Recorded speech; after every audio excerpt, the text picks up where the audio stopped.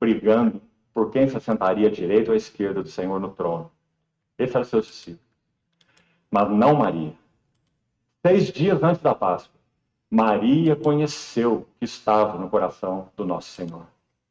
Então, é dito que, pelo nosso Senhor, que aquela atitude de Maria seria contada em todo mundo quando o Evangelho fosse pregado. Mas, irmão, quando nós pregamos o Evangelho hoje, nós nem lembramos da Maria, nem falamos dela. Porque, na verdade, o sentido da passagem não é para ser interpretado assim, com essa língua. Nós estamos lembrando da Maria, nós estamos repetindo, em nome de Jesus Cristo, guiados pelo Espírito Santo. O que a Maria fez é para qualquer um de nós fazer, toda hora. Realidade. O que nosso Senhor quis dizer não é isso. Quando você pregar o Evangelho, lembre de Maria. Diga que Maria ungiu os pés do Senhor. Será contado o que ela fez para a memória sua. Não é nada disso. O Senhor está dizendo assim, o objetivo do Evangelho, a razão do Evangelho. O Evangelho é pregado por causa ou para fazer com que todos os que o recebam sejam como Maria. Que entreguem tudo e coloquem tudo aos pés do Senhor. Então, o que ela fez será contado por todo mundo em memória sua, onde o Evangelho for pregado. Conclusão. O propósito do Evangelho não é encher nossas cabeças disso, daquilo, de teologia, de ética, de sei lá o que for. O propósito do Evangelho é nos fazer Marias aos pés do Senhor. Se o Evangelho não cumpre isso em nós, o que nós temos, irmão? Nós só temos teologia, quem sabe, instrução, ética, sei lá o que mais. Amados irmãos, que o Senhor nos ensine, nos ajude a correr a carreira com devoção. A única coisa que nos manterá de pé na vinda do Senhor Jesus é devoção. Porque Joyce, estamos vivendo os últimos dias. Qualquer um pode ver que as coisas estão piorando cada dia.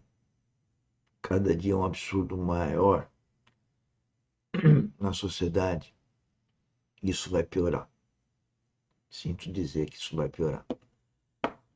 Por que eu estou dizendo isso? Porque meu intelecto, minha inteligência fala isso? Não. É porque está escrito na Bíblia.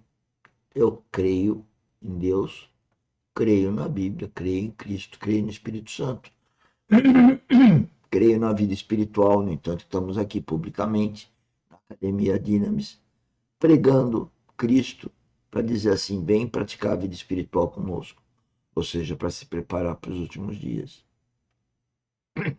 E a história da Maria é fundamental. E o que ele acabou de dizer é fundamental, que é a devoção. Ninguém tira a devoção. Ninguém tira. E só a devoção que nos fortalece em Cristo. Portanto, para superar as dificuldades desse mundo, é só com muita devoção a Cristo, é só muito amor a Cristo. Porque não foi à toa que ele veio, encarnou como Deus Filho e se submeteu àquela cruz. Ele veio numa atitude de submeter a cruz para nos salvar. Aí daquele que não reconhece isso, que não tem essa revelação. Esse é o ímpio, o religioso. O cristão verdadeiro, ele tem essa percepção e começa lentamente e depois vai se desenvolvendo. Como é o meu caso, é isso que eu estou testificando. Muitas pessoas que me conhecem numa outra versão. E amanhã será uma outra versão. Porque o cristão verdadeiro, ele cresce, ele se desenvolve todo dia, porque ele está galgando recompensa da herança. Ele está edificando Cristo nele. Ele está dando glória a Deus, ao Pai Celestial. É isso que está no livro dos Hebreus. a teologia de muitos foi por água abaixo quando veio a perseguição. Mas a devoção nunca vai por água abaixo. A devoção nos sustém no nosso relacionamento com o Senhor. Nosso irmão nos lembrava hoje pela manhã dos irmãos morávios e o movimento que iniciou com o Conde Zinzendorf. Você ouviu com atenção? Me permita, brevemente, eu vou entrar em Hebreus, te contar uma história desse tempo, além das que nosso irmão mencionou. Havia um jovem que se apresentou para Zinzendorf para pregar o evangelho na Groenlândia, para os esquimós, como foi citado pela manhã essa passagem aí. E esse jovem disse assim para Zinzendorf: o Senhor me tem dado carga de pregar o evangelho na Groenlândia, para os esquimós. Então Zinzendorf disse: você sabe qual é a nossa conduta, você vai partir daqui sem um centavo. E você vai trabalhar para cuidar do seu sustento e depender do Senhor. Ele disse: sim, eu sei. Te peço apenas que você me dê um par de sapatos. Os meus estão furados. E Zinzendorf diz: amanhã, às 7 da manhã, eu estarei na tua casa com sapatos novos. Quando Zinzendorf chegou às 7 da manhã, havia apenas um bilhete. E o bilhete desse jovem dizia assim: eu parti sem os meus sapatos. Não pude aguardar uma hora mais que os esquimós estivessem morrendo sem Cristo. Parti sem os meus sapatos. Devoção. Devoção. Paixão. Amor. Para obter resultados dos seus sofrimentos. Amados irmãos, por que nós somos tão pobres espiritualmente? Por quê? Porque somos uma geração tão pobre, tão fraca. É muito triste. Que o Senhor tenha misericórdia de nós. Que Ele recupere os nossos corações, recupere a devoção, recupere a gana, a ânsia de seguirmos após Ele. Vamos para o livro de Hebreus, capítulo 6. Vamos buscar um pouco de ajuda nesse texto também. Hebreus, capítulo 6. Aliás, nós precisamos de uma palavrinha em Coríntios 9, para partirmos para Hebreus 6, me perdoe. Diz assim, último versículo de Hebreus 9, 27, e vamos para Hebreus 6. Esmurro meu corpo, o reduzo à escravidão, para que, tendo pregado a outros, não venha eu mesmo a ser desqualificado. Então, agora eu queria que você notasse essa palavra desqualificado aí.